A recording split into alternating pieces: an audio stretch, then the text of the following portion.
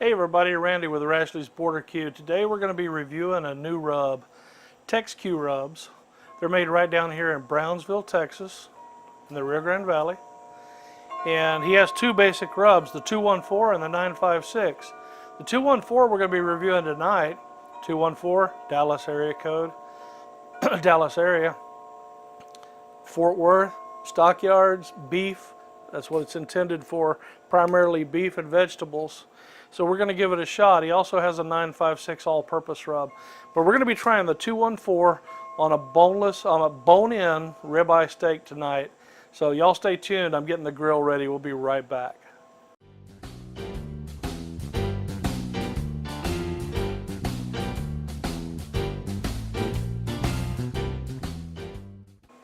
We've already got the steak seasoned up with a 214. He mentioned it's kind of salty, so you might want to be careful whenever you first season it. Put a lot on a thicker cut, put a little bit less on a thinner cut, but we're going to give this a shot just like we have it there. Let me give you a close-up of the meat. It's a coarse texture grind on that seasoning. Kind of think Montreal steak seasoning or something like that. He said he likes large particles, so it's a coarse texture. We're going to see how it tastes on this ribeye. We got the grill dialed in at 200. We're going to do a reverse sear. Well, it's about 220 almost, but we're going to throw it on, let it slow cook, 130 degrees internal temperature. We're going to throw it on the grill grates at a high temperature on the opposite end. We've got the two-piece deflector and the yoder. We got the door out and the grill grates over the small door. So let's get this on the grill and get it started. We're going to put the ribeye down on this end away from the heat, the open door rather. Close it up and let it go.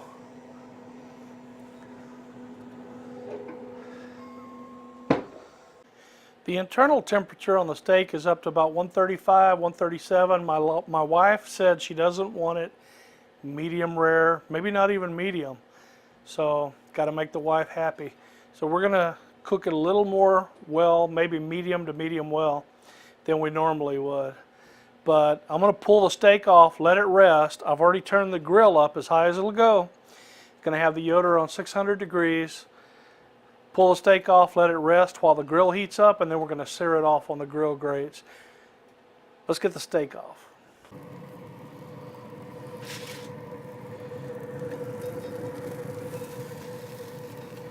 Looks good.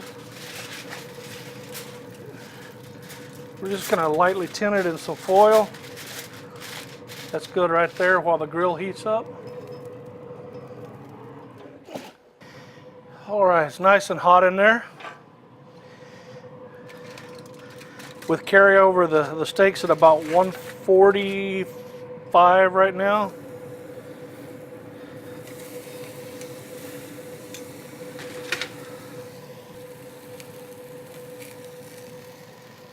We're not going to leave it on a long time. All we want to do is sear it off.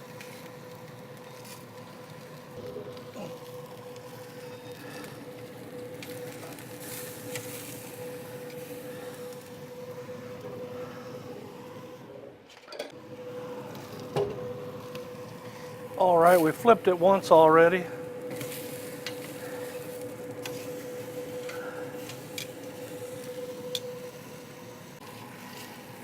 Let's pull it off and check the temp real quick.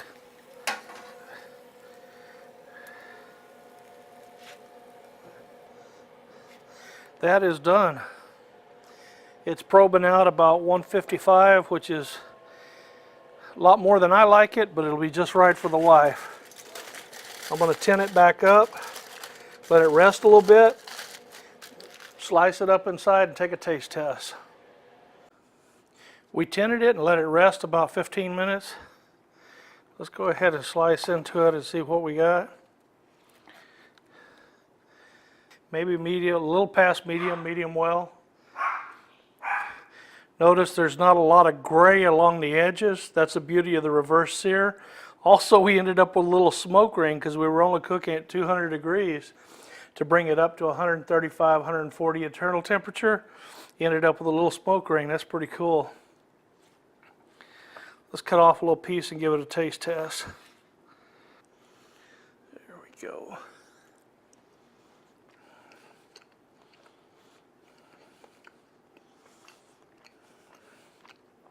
That cut of meat was from our local grocery store, H-E-B. It was from their butcher section, from their prime section. That is so tender. That is so good. The 214 has a lot of garlic in it. You can really taste the garlic coming through. It's just really, really good on steak. He was right about that. It says salt, garlic, spices, secret magic dust, don't you know? Onion and lemon peel. That is a really good steak seasoning. Tex Q 214. Check it out. I'll put a link to his website in the description box down below. Later on, we're going to be trying his 956 rub on some fajitas and possibly some fish. So y'all come on back and we'll check his other rub out. But the 214, it's a hit in my book for steaks especially. I'm going to have to cut up some zucchini squash or something like that and do it on the grill with some of this on it and see how it comes out. Well, we hope y'all enjoy this short video. It was more about the rub than it is this steak. The rub accentuates the steak. It doesn't overpower it.